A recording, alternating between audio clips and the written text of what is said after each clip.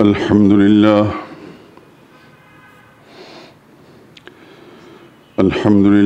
وحده والصلاة والسلام على من لا نبي بعده ولا رسول بعده ولا معصوم بعده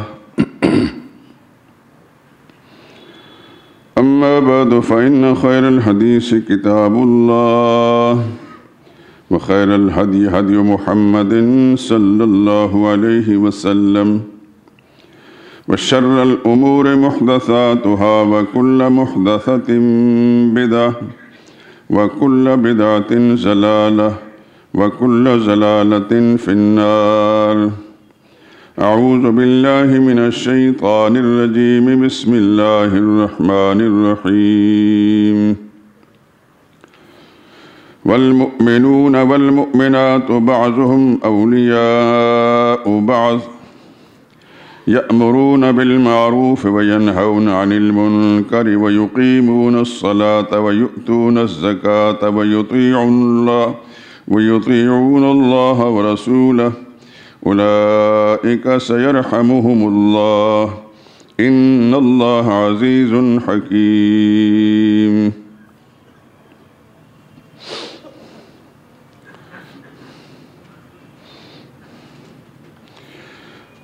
اور مومن مرد اور مومن عورتیں ایک دوسرے کے ساتھی ہیں،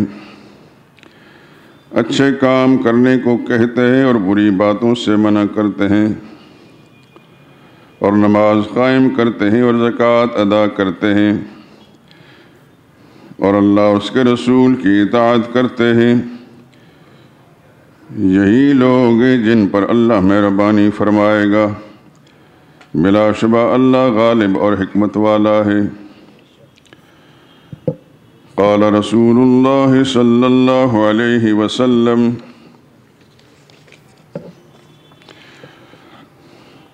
عن ابن مسعود رضی اللہ تعالی عنہ قال سألت النبي صلی اللہ علیہ وسلم أي الأعمال أحب إلى الله قال الصلاة لوقتها قلت ثم أي قال بر الوالدين قلت ثم أي قال الجهاد في سبيل الله. وعن عبادة بن الصامت رضي الله تعالى عنه قال قال رسول الله صلى الله عليه وسلم 5 صلوات افترضهن الله تعالى من أحسن وضوءهن وصلاهن لوقتهن ثم أتم ركوعهن وخشوعهن كان له على الله عهد أن يغفر له ومن لم يفعل فليس على الله عهد إن شاء غفر له وإن شاء عذبه.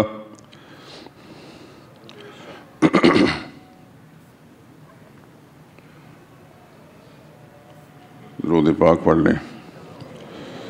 اللهم صل على محمد وعلى آل محمد كما صليت على إبراهيم وعلى آل إبراهيم إنك حميد مجيد. اللهم بارك على محمد وعلى آل محمد كما باركت على إبراهيم وعلى آل إبراهيم إنك حميد مجيد.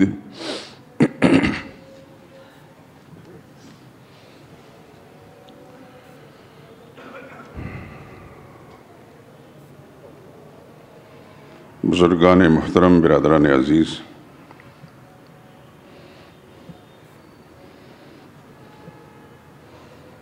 قرآن حکیم کی ایک آیت کریمہ اور سرور کائنات صلی اللہ علیہ وسلم کے 2 ارشادات میں نے آپ کی خدمت میں پیش کیے ہیں۔ آیت قرآنی کا ترجمہ تو آپ نے سن لیا ہے، لیکن حضور صلی اللہ علیہ وسلم کے ارشادات کا ترجمہ نہیں سنا۔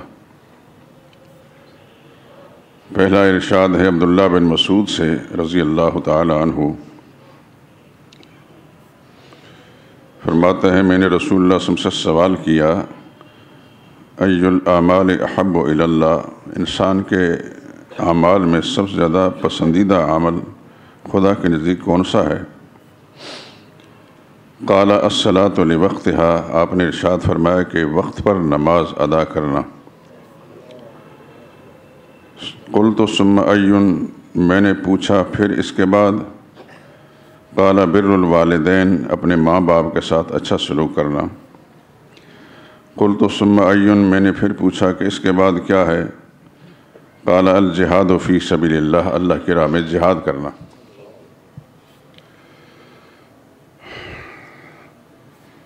یہ روایت بخاری اور مسلم دونوں کے اندر ہے۔ دوسری روایت حضرت عبادہ بن صامت رضی اللہ تعالیٰ عنہ راوی ہیں، کہتے ہیں کہ سرور عالم صلی اللہ علیہ وسلم نے ارشاد فرمایا 5 صلوات افترضہن اللہ، 5 نمازیں اللہ نے فرض فرمائی ہیں۔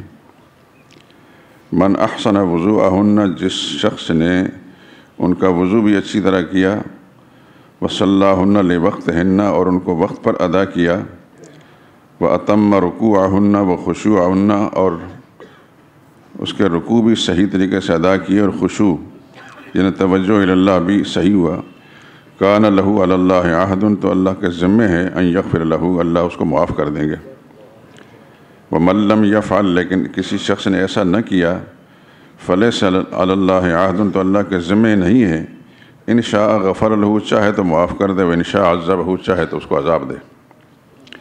یہ دوسری روایت مسند احمد میں، ابو داؤد میں، نسائی میں، موطا امام مالک وغیرہ میں ہے۔ پہلی روایت صحیحین کے اندر ہے۔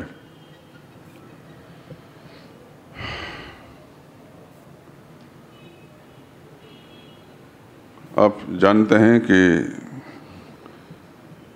چند نشستیں ہماری اس سے پہلے ایسی ہو چکی ہیں کہ جس کے اندر دین اسلام کے اعمال میں سب سے بڑا عمل، جیسا کہ ابھی آپ نے حدیث کے حوالے سے بھی سن لیا کہ پہلے نمبر پر اللہ کے نبی نے فرمایا سب سے بڑا عمل خدا کو پسندیدہ نماز ہے، دوسرے نمبر پر والدین کے ساتھ حسن سلوک، اور تیسرے نمبر پر جہاد فی سبیل اللہ ہے۔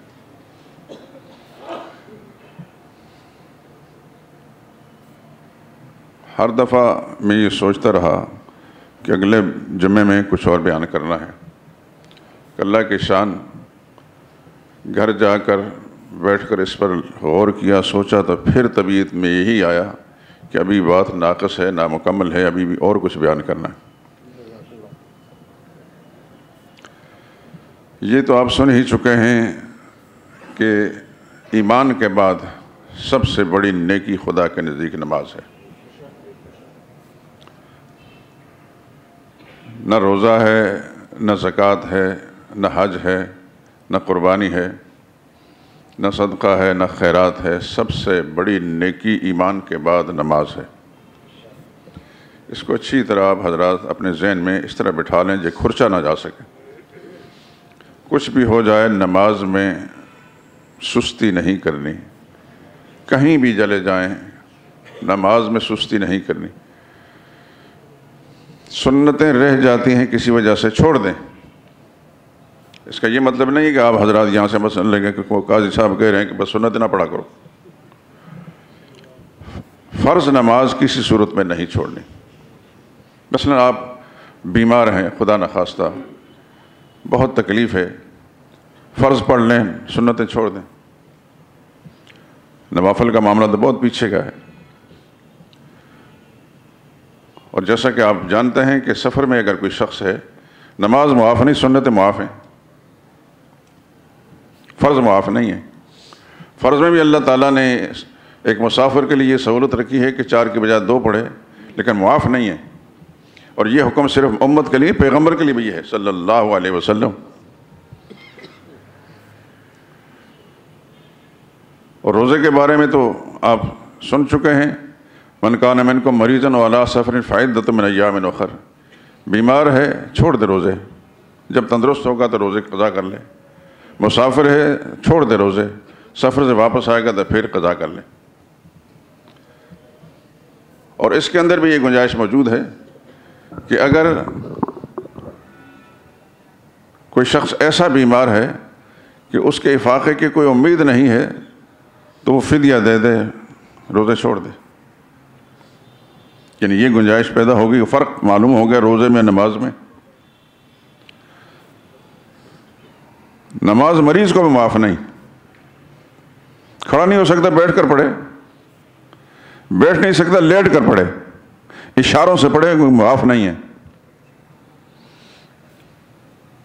زکوٰۃ کا معاملہ بھی یہی ہے، بار بار سنا چکا ہوں، اور میرا خیال ہے کہ اتنی دفعہ تکرار کرنے کے بعد آپ حضرات ذہن میں یہ بات بیٹھ جائے گی کہ زکوٰۃ صرف امیر پر ہے، صاحب نصاب پر ہے، ہر مسلمان پر نہیں۔ حج اس مسلمان پر ہے جو بیت اللہ تک پہنچنے کی استطاعت رکھتا ہے۔ قربانی بھی اس مسلمان پر ہے جو قربانی خریدنے اور قربانی کرنے کی استطاعت رکھتا ہے۔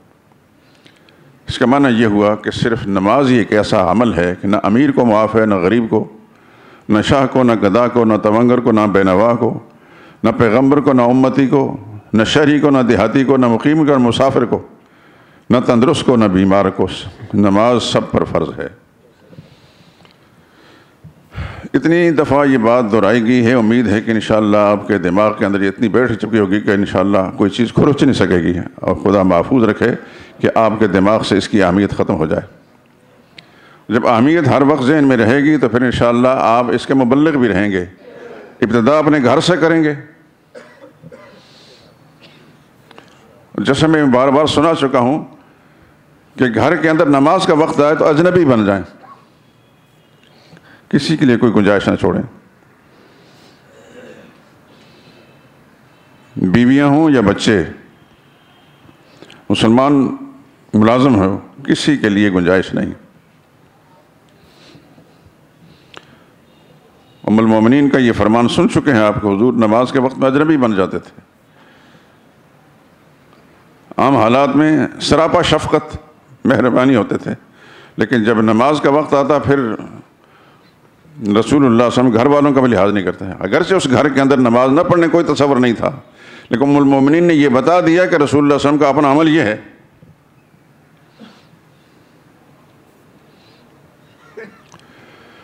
ہمارے ہاں امید ہے کہ آپ حضرات میری بات کو توجہ سے سنیں گے۔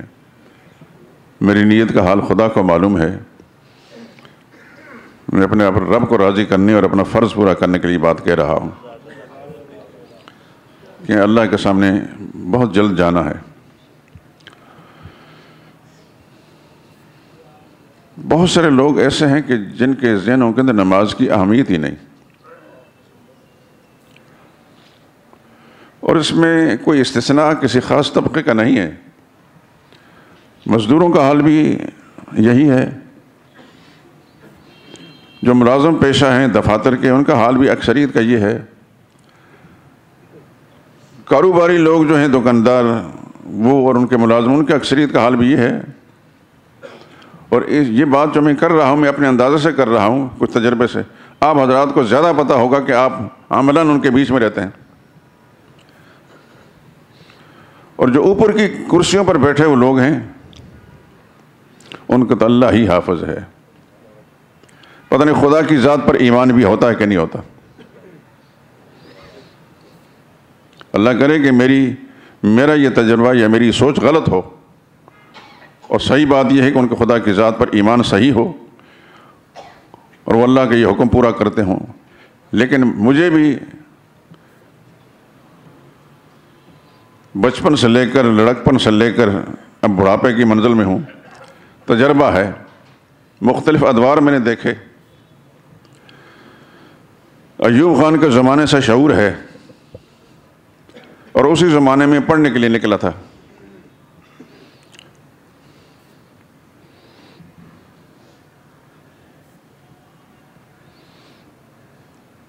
یحییٰ خان کا زمانہ بھی، پھر بھٹو صاحب کا زمانہ بھی ہمارے سامنے ہے، پھر جو کچھ ہوتا رہا وہ بھی آپ کے سامنے ہے۔ آپ حضرات ہو سکتے کسی نہ کسی جماعت سے وابستہ ہوں، بالکل آپ پر کوئی پابند نہیں، جس کو پسند کرتے ہیں اس کے ساتھ وابستہ رہیں۔ لیکن میں اسی مسجد کے اندر ایک حدیث سنائی تھی۔ یہاں مال روڈ پر فوج نے گھیرا ڈالا ہوا تھا، تو تو تھوڑا سا اس ماشاء اللہ کے اندر انہوں نے نرمی کی.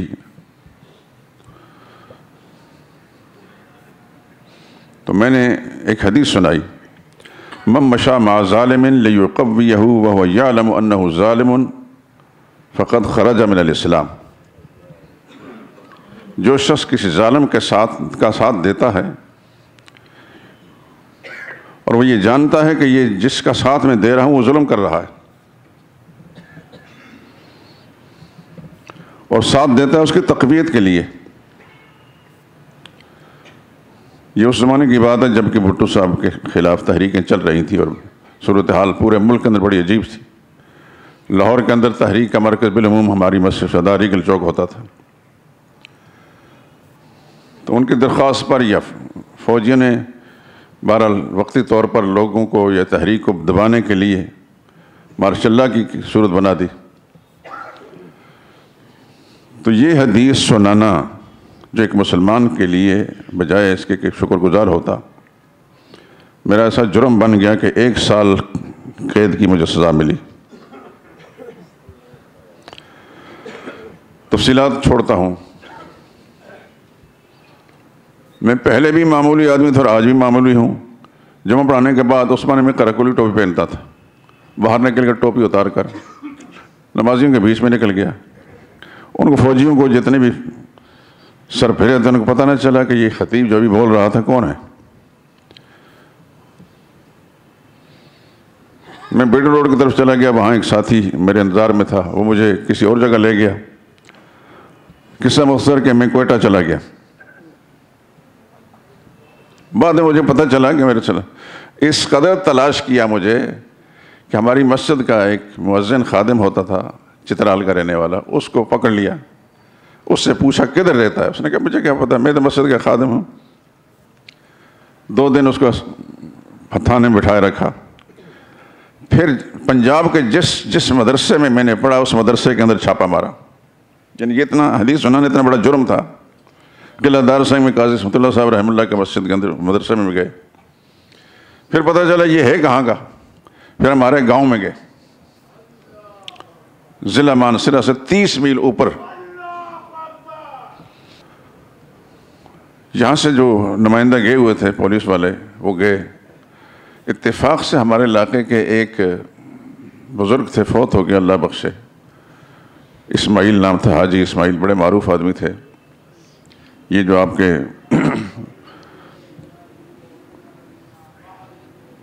وزیر رہے ہیں سردار محمد یوسف، ان کے بڑے بھائی تھے.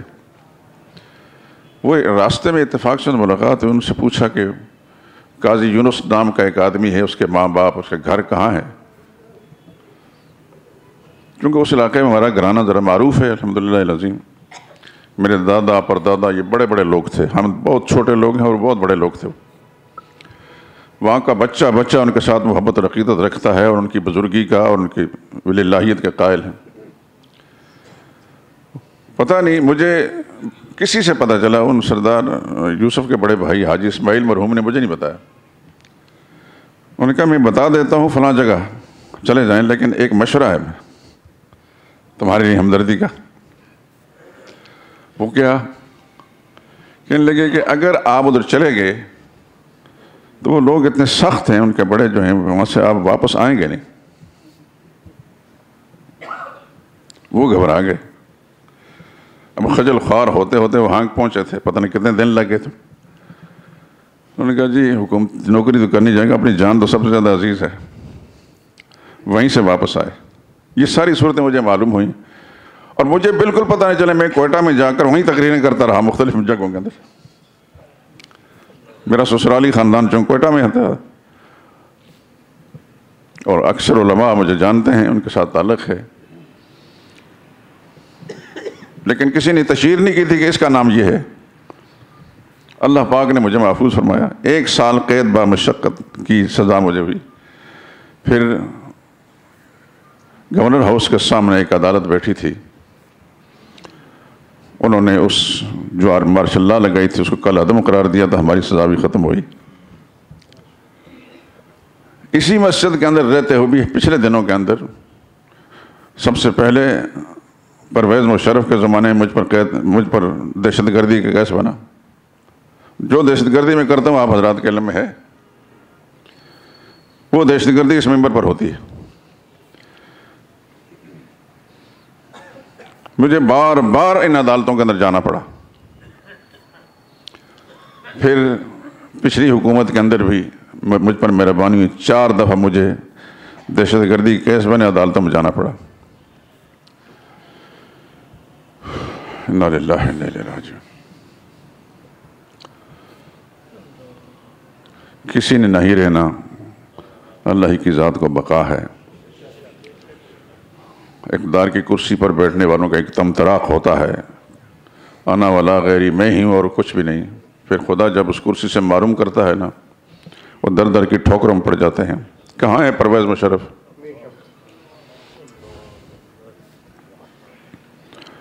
ایوب خان نے اپنی آمریت کی بنا پر ہمارے شیخ حضرت شیخ القرآن مولانا غلام اللہ خان کو راولپنڈی سے جلا بدر کیا تھا. ان کی مسجد، ان کا مدرسہ اوقاف میں لے لیا، اور ان کی مارکیٹ جو انہوں نے بنائی تھی اس زمانے میں مدرسے کے نظام چلانے کے لیے، بہت بڑی مارکیٹ ہے، کلات مارکیٹ، مدینہ کلات مارکیٹ، اربوں خربوں کی وہ جائیداد ہے. اس کو بھی قبضہ لے لیا کہ اس مولوی کو جھکانے کے لیے یہ کام کرتے ہیں. ان کے ذہن میں یہ ہوتا ہے.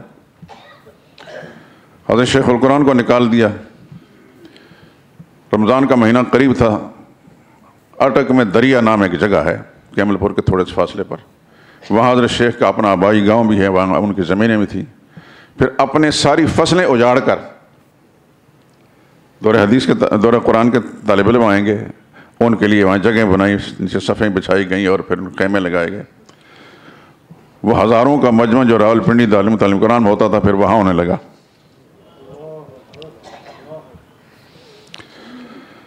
اللہ اکبر. اور پھر پیشکش کی کہ اگر آپ ایوب خان کی مخالفت چھوڑ دیں تو آپ کو مسجد بھی واپس کرتے ہیں، مدرسہ بھی واپس کرتے ہیں، مارکیٹ بھی واپس کرتے ہیں. اور سچی بات یہ ہے، اس مارکیٹ کو اگر آپ دیکھیں گے 100 سے کچھ زیادہ دکانیں ہیں، بڑی بڑی دکانیں. ایک ایک دکان کا کرایہ لاکھ روپے سے اوپر ہوگا. لیکن جس کو اللہ پاک نے اس منصب پر بٹھا جہاں شیخ تھے، اللہ اکبر، انہوں نے کہا کہ جب تک میرے سینے میں دل دھڑکتا ہے، میری منہ میں زبان چلتی ہے، تم دنیا کے کتے ہو، یہ لے لو، اس کو جو کچھ لینا ہے. خدا کا دین میں جہاں بھی ہوں گا بیان کروں گا. میری زبان چلتی ہے، میں تیری، تو اگر خلاف قرآن اور سنت کام کرے گا، میں تیری مخالفت نہیں چھوڑوں گا، میری جان چلی جائے.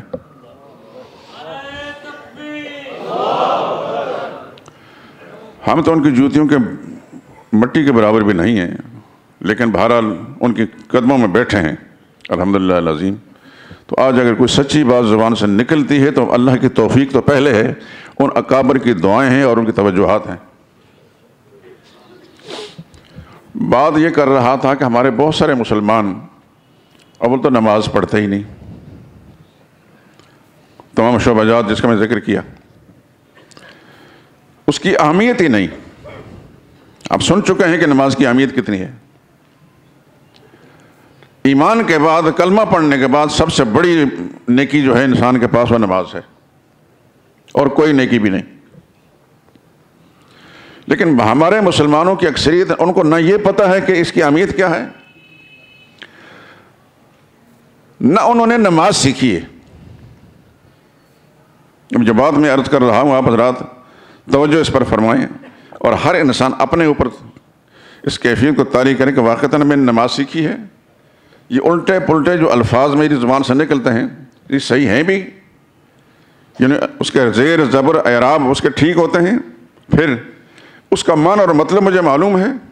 پھر میں جانتا ہوں کہ جب میں کھڑا ہوتا ہوں تو ہاتھ کانوں تک اٹھا کر اللہ اکبر کہتا ہوں، اس کی حیثیت کیا ہے.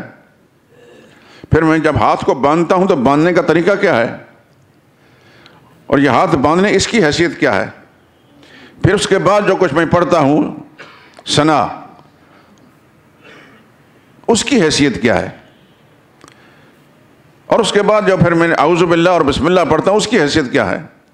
اس کے بعد جب میں سورہ فاتحہ پڑھتا ہوں، اس کی حیثیت کیا ہے. یہ یاد رکھیں، ہر ایک کا حکم الگ ہے. تکبیر میں سن چکے ہیں، تکبیر تحریمہ فرض ہے. تحریمہ کیوں کہتے ہیں؟ اس تکبیر کے کہہ لینے کے بعد اس سلام پھیرنے تک ہر حلال کام بھی انسان پر حرام ہو جاتا ہے. کھانا بھی اس پر حرام، پینا بھی حرام، کسی کو مسئلہ بتانا بھی حرام، اس لیے کہ اس وقت اس کام میں لگا ہوا، اس لیے اس تحریمہ کہتے ہیں.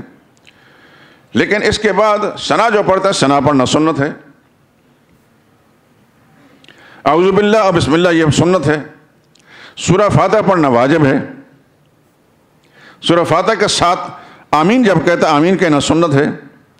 پھر جو سورت ملائی جاتی ہے وہ واجب ہے. اس کے بعد جو اللہ اکبر کہہ کر رکوع میں جاتے ہیں وہ سنت ہے. رکوع کرنا فرض ہے. رکوع کی تسبیحات سنت ہیں. پھر سمع اللہ لمن حمدہ کہہ کر سیدھا کھڑا ہوتا ہے. سیدھا کھڑا ہونا واجب ہے، اور سمع اللہ لمن حمدہ ربنا لک الحمد کہنا یہ سنت ہے. پھر اللہ اکبر کہہ کر سجدے میں جب جاتا ہے یہ تکبیر سنت ہے، اور سجدہ کرنا فرض ہے. سجدہ کہتے ہیں وضع الجبہۃ علی الارض، پیشانی کو زمین پر رکھنا. سنت سجدہ یہ ہے کہ ناک بھی زمین پر ہو. تو سجدہ کرنا فرض ہے، لیکن سجدے کی تسبیحات سنت ہیں. اگر کوئی شخص سجدہ کر گیا لیکن تسبیحات نہیں پڑھ سکا، نماز ہو گئی اس کی. کس شخص نے رکوع کر لیا لیکن تسبیحات نہیں پڑھ سکا، نماز اس کی ہو گئی. یہ فرق اس لیے بتایا ہوں تاکہ اہم اور غیر اہم کی تمیز معلوم ہو. تو کیا ہمارے مسلمانوں کی اکثریت ایک مزدور سے لے کر حکمران تک ان کو پتہ ہے نماز کیا ہے؟ میں ایک طالب علم ہوں، میرے سامنے ان بڑے بڑے جو بہت یہ جو شخصیتوں والے ہیں چند منٹ کے لیے بٹھا دیں، دودھ کا دودھ اور پانی کا پانی ہو جائے گا. ان کو تو کلمہ پڑھنا بھی نہیں آتا. یہ کلمے کے بول کیا ہیں، اور بول کے بعد اس کلمے کا معنی اور مطلب کیا ہے. نماز تمام عبادات میں اہم فرض ہے. میں اس لیے زور دے کر کہہ رہا ہوں کہ یہ چیزیں سیکھی جائیں. میں نے ایک کتابچہ لکھا تھا نماز کے موضوع پر 1983 کے اندر. یہیں وہ لاکھوں کی تعداد کے اندر تقسیم ہو چکی ہے، ملک کے اندر بھی اور ملک سے باہر بھی الحمدللہ.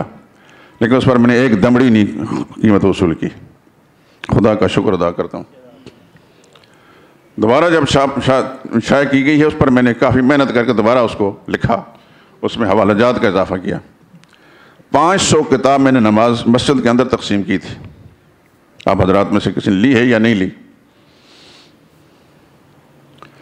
اگر لی ہے تو اس کو گھر کے ردی کے اندر اضافہ نہ کریں، اس کو ایک ایک اس کا صفحہ پڑھیں اور دھیان سے اور توجہ سے پڑھیں اور گھر والوں کو پڑھائیں. انشاءاللہ العزیز یہی چیز کام آئے گی.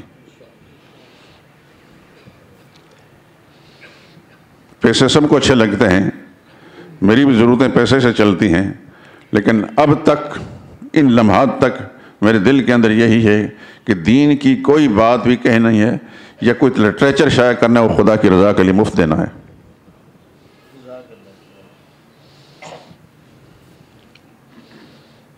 موضوع سے نکل جاؤں گا. میں نے کہاں کہاں بھیجی اور کیا کیا، اگر رزلٹ آئے وہ انشاءاللہ کسی دوسرے موقع پر. میں زور دے کر یہ بات کہہ رہا ہوں کہ آپ سارے کے سارے ہمارے مسلمان بھائی ہیں، اور میں اللہ سے دعا کرتا ہوں آپ کی استقامت کے لیے. آپ کو اللہ تعالیٰ جانی بھی حفاظت فرمائے، ایمانی بھی حفاظت فرمائے.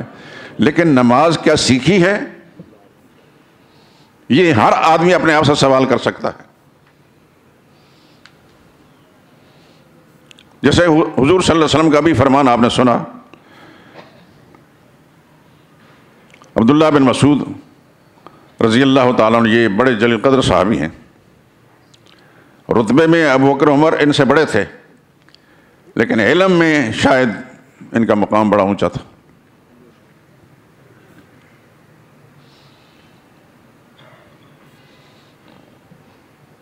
تو انہوں نے رسول اللہ صلی اللہ علیہ وسلم سوال پوچھا، ای الاعمال احب الی اللہ، سب سے نیک عمل جو ہے اللہ کے نزدیک کون سا ہے؟ تو حضور صلی اللہ علیہ وسلم فرمایا الصلاۃ لوقتہا، نماز اپنے وقت میں ادا کرنا. بے شمار نیکیاں ہیں نیک اعمال میں. پوچھنے والا صحابی ہے، بیان کرنے والے رسول اللہ صلی اللہ علیہ وسلم ہیں. حضور فرما رہے ہیں کہ نماز کو اپنے وقت پر ادا کرنا یہ سب سے بڑی نیکی ہے۔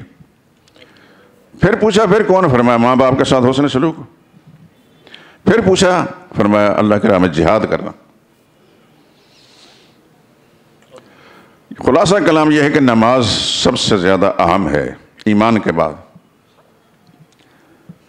ایمان کا مسئلہ تو آپ کو خیر میں یہ نہیں کہتا کہ مسجد شہداء کے نمازیوں کو عقیدہ معلوم نہ ہو، اگر معلوم نہیں تو پھر یہ بہت بڑی بد نصیبی ہے، میری بھی اور نمازیوں کی بھی۔ اس مسجد در و دیوار بھی انشاءاللہ یہ پتھر بھی میرے حق میں گواہی دیں گے کہ میں نے عقیدے کی بات بہت زیادہ کی ہے۔ اگر میں یہ دعویٰ کروں کہ لاہور شہر کے اندر اتنی بات کسی نے کی تو میں ہانس نہیں ہوگا۔ پورے ملک کے اندر تو خیر دور کی بات ہے، لاہور کے اندر جتنی اس معاملے پر محنت میں نے کی اتنی کسی نے نہیں کی، اور شرح صدر کے ساتھ میں بات کر رہا ہوں اور خدا کا شکر ادا کرتا ہوں کہ اللہ کی توفیق سے ہی سب کچھ ہوا۔ ابھی یہ مضمون جب ختم ہوگا تو تھوڑے دنوں کے بعد انشاءاللہ اگر زندہ رہے، یہ شرط ہے، یہ مضمون پھر آئے گا۔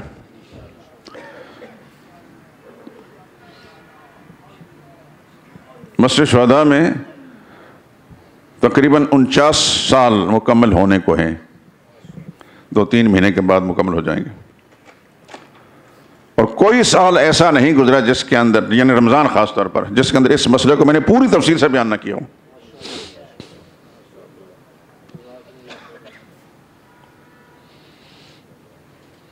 بڑے فتوے لگتے رہے، بڑی باتیں ہوتی رہی لوگوں میں نے کبھی کسی توجہ نہیں دی۔ کوئی برا کہتا ہے تو میرے ساتھ کوئی برائی نہیں لگتی۔ شروع میں اڑوس پڑوس کے جو محلوں کے اندر عورتیں اپنی دوسری عورتوں کو خبردار کرتی تھیں، خبردار اپنی بچوں کو مسجد شہداء میں نہ بھیجنا۔ مسجد کا نام آتا بھی نہیں تھا، گول مسجد کہتے ہوں گے۔ وہاں ایک مولوی آیا ہے، بچوں کو خراب کرتا ہے۔ پھر مجھے پتہ چلا کہ 1.5 سال کے بعد وہی عورتیں جو میرے نام سے ڈراتی تھیں، میری کیسٹیں منگوا کر محلے کی عورتوں کو بلا کر ان کو سناتی تھیں۔ یہ خدا کا شکر ہے،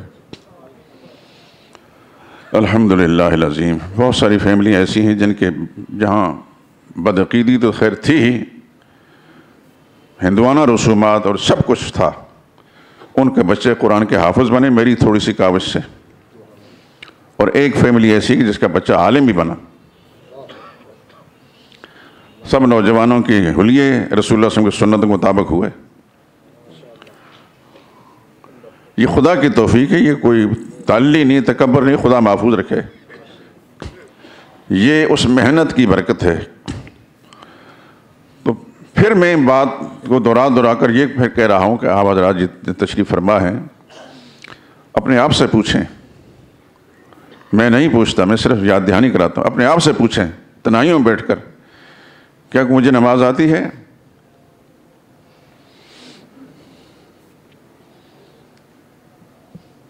کہنے کو تو پورا پاکستان مسلمانوں کا ملک ہے، لیکن اس پاکستان شریف میں رسول اللہ کے باغیوں کو، قادیانیوں کو بڑی اہمیت دی جا رہی ہے۔ قادیانی وزیر اور مشیر ہیں۔ پاکستان شریف کے اندر اسلام آباد میں اور کراچی کے سڑکوں پر سیدنا ابوبکر صدیق کو گالیاں بکی جاتی ہیں۔ پاکستان شریف میں ایک عورت توہین کرتی ہے، ایک عدالت اس کو مجرمہ قرار دیتی ہے، دوسری عدالت جو اوپر کی سب سے، اس کا وہ سپریم کورٹ کا جو چیف جج ہے وہ اب بھی دندناتا پھر رہا ہے، اس کو بری کر کے بڑے باوقار طریقے سے اس کے باہر نکال دیتے ہیں۔ یہ ہے پاکستان، مسلمانوں کا ملک۔ کس کس بات کا میں رونا رہوں؟ یہ اوپر کی کرسیوں پر بیٹھے ہوئے، میں پوری شرح صدر سے چند افراد کو مستثنیٰ کیا جا سکتا ہے، ان میں اکثریت وہ ہے جنہیں کچھ بھی پتہ نہیں، کہنے کو یہ سب مسلمان ہیں۔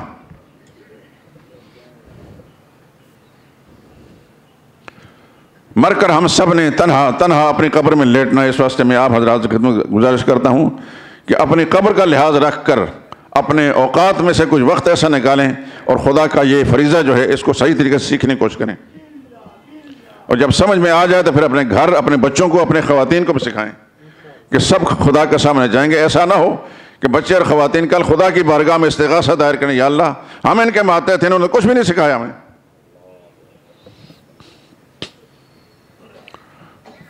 سیدنا فاروق اعظم رضی اللہ تعالیٰ عنہ خلافت کے زمانے میں ایک باپ بیٹے کا جھگڑا ہوا. اللہ اکبر. باپ نے شکایت کی کہ یہ بڑا نافرمان ہے, میری بات نہیں مانتا. فاروق اعظم نے بلایا اس کو.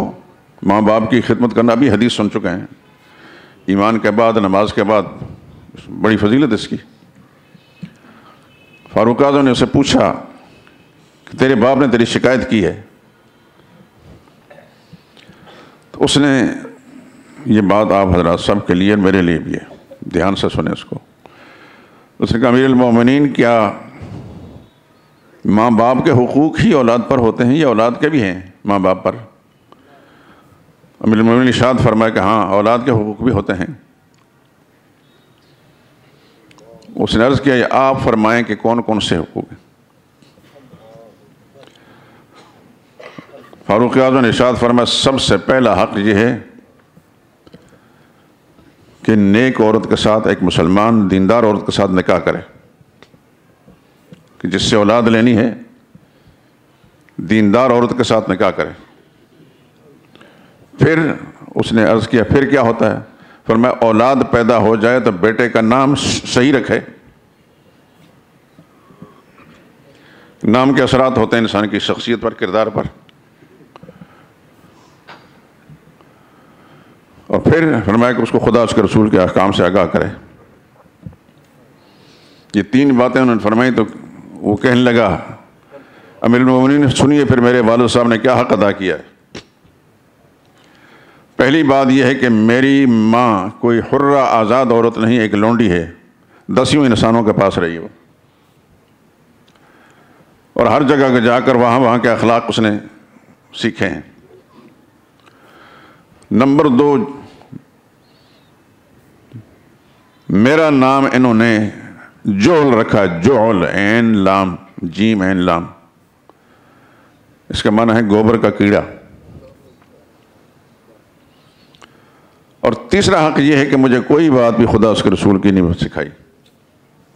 سیدنا فاروق اعظم نے اس کیس کو نکال دیا اور فرمایا کہ تو بڑا بدبخت آدمی ہے, اس سے تو مطالبہ کرتا ہے کہ میرا حق نہیں ادا کرتا. سب سے پہلے حق تلفی تم نے کی ہے.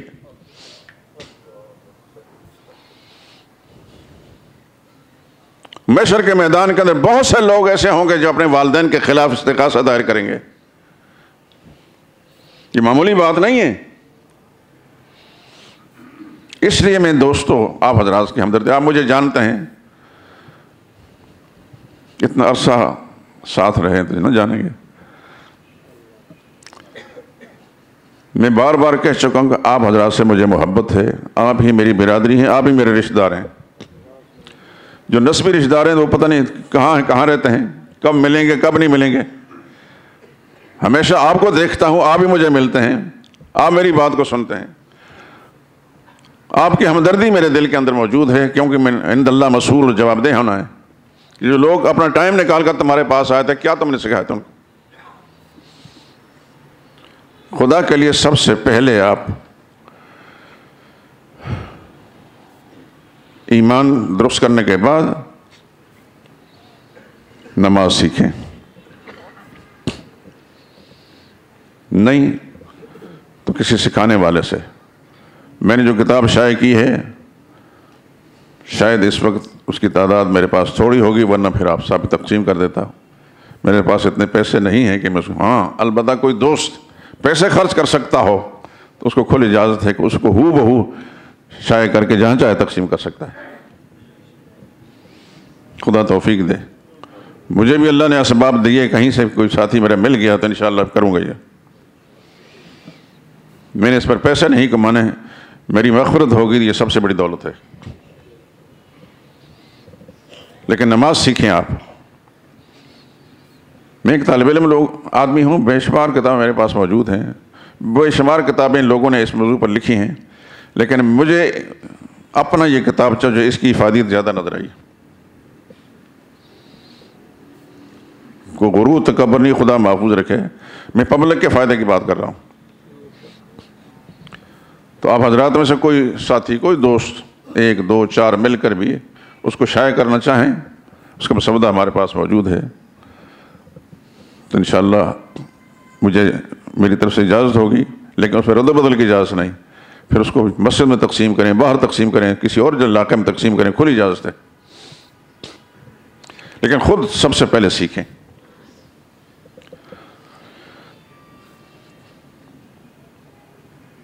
پچھلے جمعے میں نے تکبیر تحریمہ اور ثنا کے بارے میں کچھ باتیں آپ سے عرض کی تھی، یاد ہے؟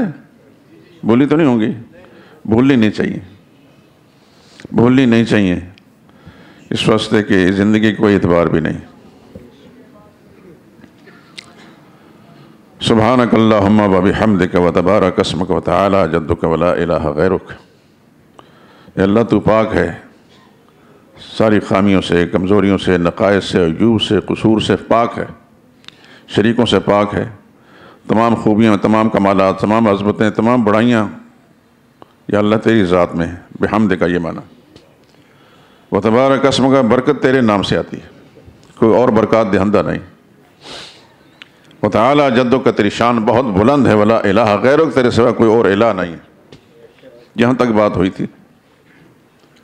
اعوذ باللہ من الشیطان الرجیم، میں پناہ مانگتا ہوں اللہ کی شیطان رجیم سے، کیونکہ وہ ہر وقت انسان کے پیچھے پڑا ہے۔ نماز سے بھی روکے گا نہیں تو کم از کم نماز کے اندر وسوسے ڈالے گا۔ استعاذہ، شیطان سے پناہ مانگنے کے لیے اعوذ باللہ پڑھنا لازمی۔ بسم اللہ الرحمن الرحیم، اللہ نے امان کی صورت بنائی ہے، خدا تعالیٰ ہر شر و فتنہ سے محفوظ رکھے۔ اس کے بعد سورہ فاتحہ ہے۔ سورہ فاتحہ نماز کے اندر پڑھنا واجب ہے۔ الحمدللہ، تمام خوبیاں، تمام کمالات، بڑائیاں، عظمتیں صرف اللہ ہی کی ذات کے لیے۔ آپ ترجمہ یہ کرتے ہیں نا، تمام تعریف اللہ کے لیے، ہے صحیح نا؟ لیکن میں تھوڑا سا فرق بتاتا ہوں۔ آپ اپنے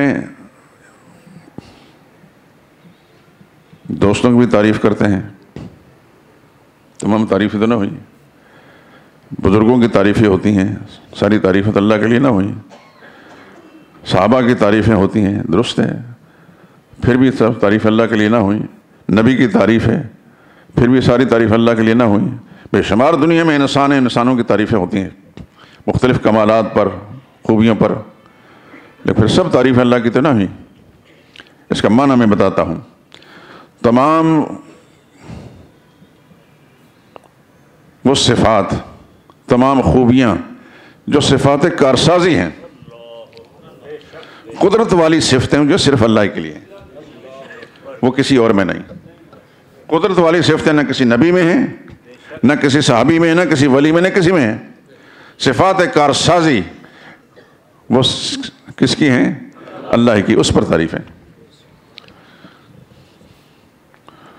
رب العالمین، سب سے پہلے خدا کی کارسازی جو ہے اس کی دلیل آ گئی۔ اس اللہ کی تعریف جو رب العالمین ہے، جو پالنے والا ہے سب جہانوں کا، مجھے اور آپ کو نہیں، ساری کائنات کا پالنے والا ہے۔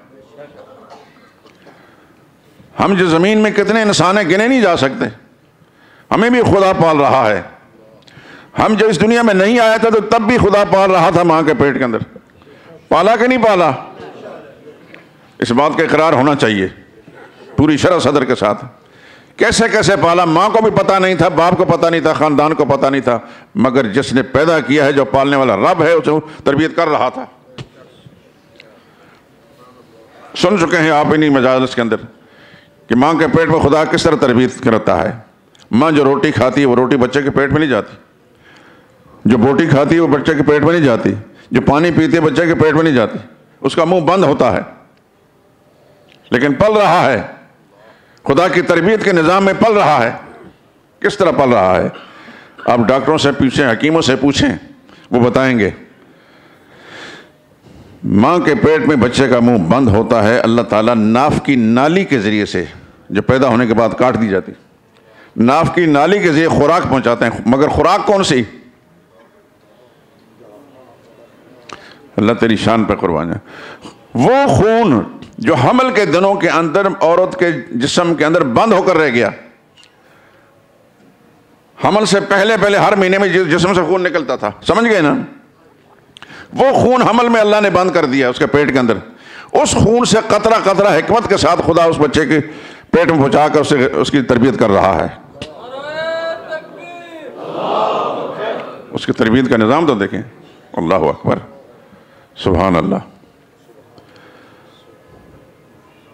منہ بند ہوتا ہے، بچہ اپنی فریاد بھی نہیں کر سکتا، ماں سے نہیں کر سکتا جس کے پیٹ کے اندر ہے، نہ خاندان سے نہ باپ سے کرتا، لیکن جس نے اس کو پالا ہے، جو پال رہا ہے، وہ اندر ساری ضرورتیں اس کی جانتا ہے اور پوری کر رہا ہے۔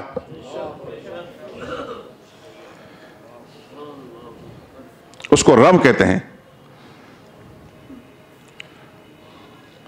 آپ لاہوری لوگ یا پاکستان کے دوسرے لینے والے، یہاں لاہور میں بھاٹی میں ایک بزرگ مدفون ہے، کیا کہتے ہیں اس کو؟ اصل بات کہیں، میرا لحاظ نہ کریں، داتا صاحب۔ یہ تو خدا کا شکر ہے کہ آپ یہاں کی مجلس کی برکت سے آپ حضرت کا اصل نام لے رہے ہیں، لیکن پورا پاکستان کو داتا صاحب کہتا ہے۔ داتا کا معنی سنسکرت زبان میں رب ہوتا ہے۔ میرا اور آپ کا داتا کون ہے؟ اللہ۔ ساری کائنات کا داتا کون ہے؟ اللہ ہے۔ رب العالمین کا معنی یہ کرتے ہیں سنسکرت والے، جگ داتا۔ جگ تو ہو گیا عالمین، اور رب کا معنی داتا۔ لیکن مسلمان کا داتا کون ہے؟ صرف اللہ ہے۔ ماں کے پیٹ میں تھا تب بھی داتا وہ تھا، اور دنیا میں بھیج کر بھی داتا وہ ہے، اور زندگی آخری سانس تک داتا وہی ہے۔ اس بات کو اچھی طرح سمجھ لیے، یہ عقیدہ کی بات ہے میرے دوستو۔ ہم سب بزرگوں کو مانتے ہیں، خدا کی کروڑوں رحمتیں نازل ہوں ان پر۔ علی حجویری کو مانتے ہیں، خدا کی اربوں رحمتیں نازل ہوں ان پر، مگر داتا رب کو مانتے ہیں، اللہ کو مانتے ہیں، اللہ کے سوا کسی اور کو داتا نہیں سمجھتے ہیں۔ علی حجویری کے داتا بھی اللہ تھے، محمد رسول اللہ کے داتا بھی اللہ تھے، ابوبکر صدیق اور سب صحابہ کے داتا بھی اللہ تھے، تمام اولیاء کا داتا بھی اللہ، اور میرا اور آپ کا داتا بھی اللہ ہی ہے۔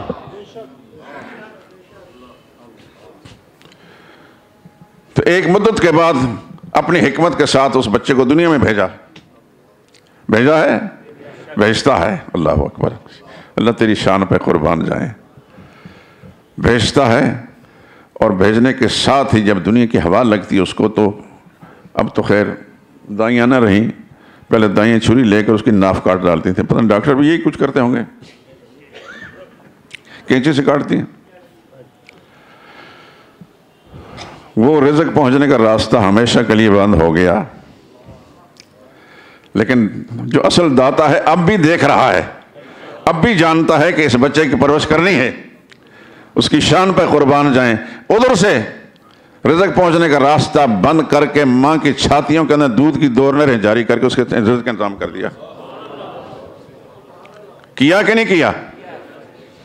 اللہ اکبر، یہ ہے رب۔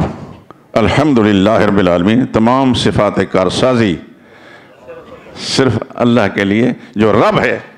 کس کا؟ میرا اور آپ کا نہیں، ساری کائنات کا رب ہے۔ سمندروں میں پلنے والے جو ہیں ان کا رب بھی وہی ہے، فضا میں اڑنے والوں کا رب بھی وہی ہے، زمین پر چلنے والے انسانوں کا رب بھی وہی ہے، حیوانوں کا رب بھی وہی ہے، کیڑے مکوڑوں کا رب بھی وہی ہے، ملائکہ کرام کا رب بھی وہ ہے، اگلوں پچھلے سب کا رب وہ ہے۔ تو یہ معنی ٹھیک ہے کہ نہیں؟ الحمدللہ۔ تمام صفات کارسازی، قدرت والی صفتیں صرف اللہ کے لیے ہیں۔ کون اللہ؟ جو رب ہے سارے جہانوں کا، ایک جہان نہیں، انسانوں کا ایک جہان ہے، پرندوں کا ایک جہان ہے، چرندوں کا ایک جہان ہے، کیڑے مکوڑوں کا ایک جہان ہے، سمندری مخلوق کا ایک جہان ہے، جنگلوں کی مخلوق کا ایک جہان ہے، ملائکہ کرام کا ایک جہان ہے، سب کا رب وہ ہے۔ الحمدللہ رب العالمین۔ معنی سمجھ میں آیا؟ خدا کرے کہ اس طرح مانا سمجھ کر نماز خدا کی قسم پڑھیں. خدا کی قسم پھر بات وہی ہوگی. خواجہ صاحب نے تصور عرش پر ہے، تصور عرش پر ہے، محو سجدہ ہے جبھی میری، میرا پھر پوچھنا کیا آسماں میرا زمیں میری. ایسے لوگ پھر خدا کے خاص بندے ہوتے ہیں. یہ بات اللہ پاک نے یہ صفت صحابہ کرام کو نصیب فرمائی تھی نبی کی صحبت کی برکت سے، نبی کی تربیت سے برکت سے. لیکن میں اور آپ الحمدللہ خدا کا شکر ادا کریں کہ ہم سب صحابہ کے ماننے والے ہیں، صحابہ کی عظمت کے قائل ہیں. نبی سے چھوٹے ہیں، باقی ساری کائنات سے بڑے ہیں. نبی سے چھوٹے ہیں، باقی ساری کائنات سے بڑے ہیں، سارے صوفیوں سے بڑے ہیں، سارے بزرگوں سے بڑے ہیں. صحابہ ایک ایک صحابی ساری دنیا کے اولیاء اللہ سے بڑے ہیں. ہم سب بزرگوں کو مانتے ہیں، سب کو، صوفیوں کی شکل میں ہیں، بشرطے کہ ہو نیک آدمی. معذرت خواہ ہوں، ٹھگوں کو میں نہیں مانتا، ٹھگوں کو نہیں مانتا. ٹھگوں کو مانتے تو مرزا قادیانی کو نبی نہ مان لیتے. بے شمار بد نصیب اس زمانے سے لے کر آج تک اس کو نبی مان رہے ہیں. بے شمار بدبخت اپنی بدبختی پر مور لگائے رہے ہیں. لیکن اللہ کی توفیق سے جس کو خدا نے روشن خیال، روشن دماغ بنایا، اس نے اس کو اس وقت جھوٹا کہا اور آج بھی جھوٹا ہے.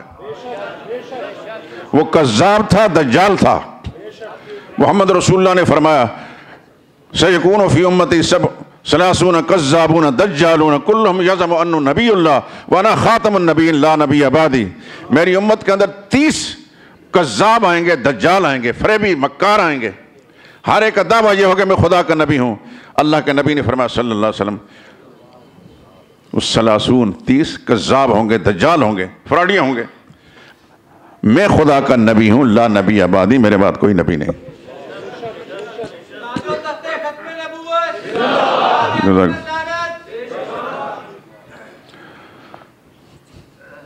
آج اسی پر اکتفا کرتے ہیں، ٹائم ہو گیا ہے، زندگی نے ساتھ دیا تو انشاءاللہ نماز کا یہ ڈھانچہ جو ہے اس کو آپ کے سامنے پیش کروں گا، پورا کروں گا، تو اس کے بعد پھر اگلی بات. سبحانک اللہم و بحمدک.